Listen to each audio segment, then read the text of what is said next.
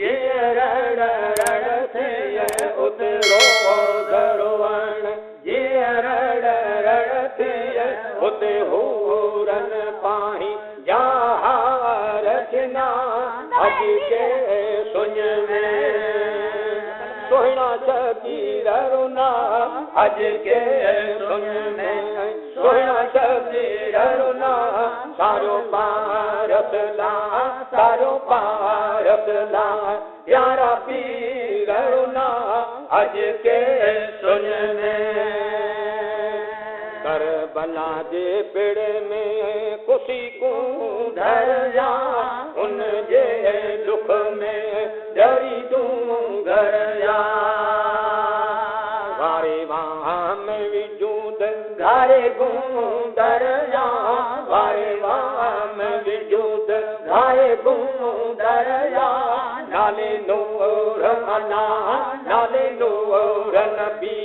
कहने मारुना अज के सुन में सोहना शबीर रुना अज के सुन में सोहना शबीर रुना सारो पारस ला सारो पारस ला प्यारा पीर रुना अज के सुन में कवि फैज़ अली जगदान जली धरती है धोबी हर जाहे कसर पढ़ी पाक कलम वना शाल मरिए पढ़ी पाक कलम वना शाल मरिए ओ हसन ओ हुसैन हसन नरुना अज के सुन में सोहना शबीर रुना अज के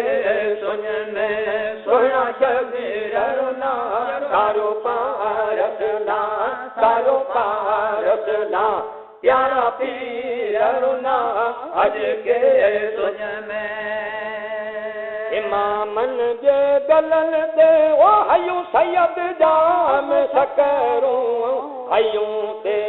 सीने में वो तिखों तीर खंजरूं उनन का प्यारो उनन का प्यारो ओ दियो के आहे ओ दियो के आहे हुज्जत पाक रब साओ के जी कान आहे हुज्जत पाक रब साओ के जी कान आहे तो भादर खुदा जे तो भादर मौला जे ओ हमेशा पिया है ओ हमेशा पिया है हुज्जत पाक रब साओ जही कान है हुज्जत पाक रब साओ जही कान आहे उठूंते करबला दे ओ कबीला का है हजारा कबोरा वो लगा पा कबला है मिठा नूर नबी जा मिठा नूर नबी जा ओ कादर उठाए ओ कादर उठाए हुज्जत पाक रब साओ के जी कान है हुज्जत पाक रब साओ के जी कान आहे तो बांदर खुदा जे तो बांदर मौला जे ओ हमेशा पिया है ओ हमेशा जाए हुज्जत पाक रब साओ के जी कान है हुज्जत पाक रब साओ के जी कान आहे साहिबन जी सित में ओ जुमे के पियारे मौला शाल मदीनो वो जाता दिखारे पाड़े पास फिरन जे